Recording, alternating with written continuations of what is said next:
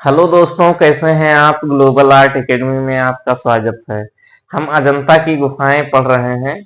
अजंता की गुफाओं के अंतर्गत हमने जो है 6 चित्रित गुफाओं में गुफा संख्या 9, 10 और 16, 17 और गुफा संख्या 1 के चित्रों को देखा है। और आज हम पढ़ेंगे गुफा संख्या 2 के बारे में। गुफा संख्या 2 की बात करें तो इसका समय काल जो है 500 से 550 ईस्वी के मध्य है। और शासन काल देखें तो वाकाटक और गुप्त का रहा है, यानी कि गुफा संख्या 2 में वाकाटक वंश ने और गुप्त वंश ने दोनों ने काम करवाया है।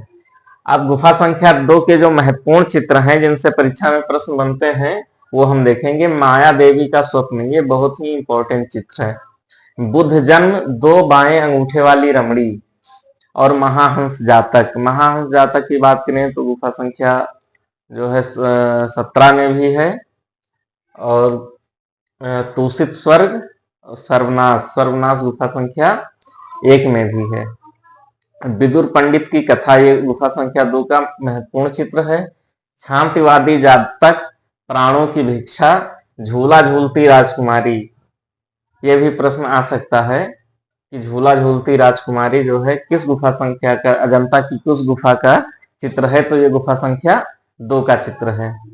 पूर्णक इरंदवती की प्रेम कथा और मरणासन राजकुमारी। हमने जब गुफा संख्या 16 पढ़ाया था तो उसमें ये जो है पॉइंट मिस हो गया था कि जो गुफा संख्या 16 का सबसे महत्वपूर्ण चित्र माना जाता है वो है मरणासन राजकुमारी का, और ये चित्र जो है गुफा संख्या 2 में ही मिलता है। अगर प्रश्न में गुफा संख्या 16 ना हो और गुफा संख्या 2 दिया है और पूछा है मरणासन राजकुमारी किस गुफा में है, तो आप गुफा संख्या 2 को टिक कर सकते हैं।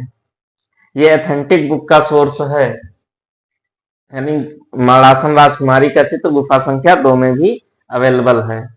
अब हम देखेंगे कुछ अन्य गुफाएं जिसमें से एक आध चित्र प्राप्त हुए हैं। गुफा संख्या 19 की बात करें तो गौतम बुद्ध के चित्र और छतों पर सुंदर अलंकरण, यानी गुफा संख्या 19 की अगर हम बात करें तो जो बुद्ध जी के चित्र हैं ये छत पर भी और क्या कहते हैं पिलर पे भी बनाए गए हैं। और गुफा संख्या 19 के चित्र की ये विशेषता है कि यहाँ के चित्र जो है शिला को थोड़ा रिलीफ यानी थोड़ा थोड़ा काट करके या बनाया गया है चित्र, यानी यहाँ पे हमें रॉक कट चित्र मिलेंगे। किसमें? गुफा संख्या 19 में। लो रिलीफ में है, जिससे रिलीफ 2 प्रकार के होते हैं, एक हाई रिलीफ, एक लो रिलीफ। यानी जब चट्टानों को काट करके ज्यादा उभार दिया जाता है एकदम 3D लगे मूर्ति के जैसा, तो वो हाई रिलीफ होता है, और जब हम थोड़ा सा उभार देते हैं तो उसको लो रिलीफ कहते हैं। अब बात करेंगे गुफा संख्या 6 की। केश संस्कार से युक्त एक सुंदर स्त्री। ये गुफा संख्या 6 का बहुत ही महत्वपूर्ण चित्र है और इससे जो है प्रश्न आ भी चुका है। पूछ सकता है कि केश संस्कार से युक्त जो है सुंदर स्त्री किस गुफा का चित्र है, तो गुफा संख्या 6 का चित्र है। भिक्षु तथा द्वारपालों के सुंदर चित्र, यह भी प्रश्न इंपॉर्टेंट है। अगर प्रश्न पूछ लिया कि अजंता कि किस गुफा में द्वारपालों के सुंदर चित्रण कार्य हुए हैं, तो आप गुफा संख्या 6 बता सकते हैं। गुफा संख्या 11 की बात करें तो हस्ती जातक, और हस्ती जातक हमें यह समझना है कि ये गुफा संख्या 16 और 17 में भी है। ये महत्वपूर्ण चित्र है, यानी हस्ती जातक गुफा संख्या 16, 17 और 11 में भी हमें देखने को मिलता है। नंद की कथा, बालक और स्त्रियों का सरोवर में स्नान। ये गुफा संख्या 11 का बहुत ही महत्वपूर्ण चित्र है, बालक और स्त्रियों का सरोवर में स्नान। अब बात करते हैं गुफा संख्या 26 की।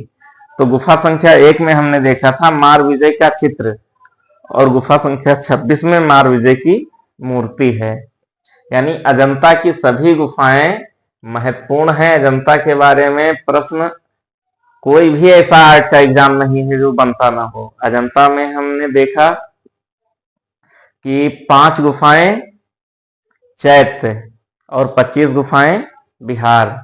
तो चैत्य गुफाओं में हमने देखा जो पूजा स्थल होते थे जिसमें आराधना की जाती थी तो उसको चैत्य कहते थे, और बौद्ध भिक्षु जिसमें आराम करते थे या उनका निवास स्थान होता था, उसको हम विहार कहते थे। तो चैत्य गुफाओं में हमने गुफा संख्या 9, गुफा संख्या 10 और गुफा संख्या 19 और गुफा संख्या 26 और गुफा संख्या 30, यानी ये 5 गुफाएं हमने चैत्य में जाना था, और बाकी जो बची हुई गुफाएं हैं वो हमारा बिहार में आ जाएंगी।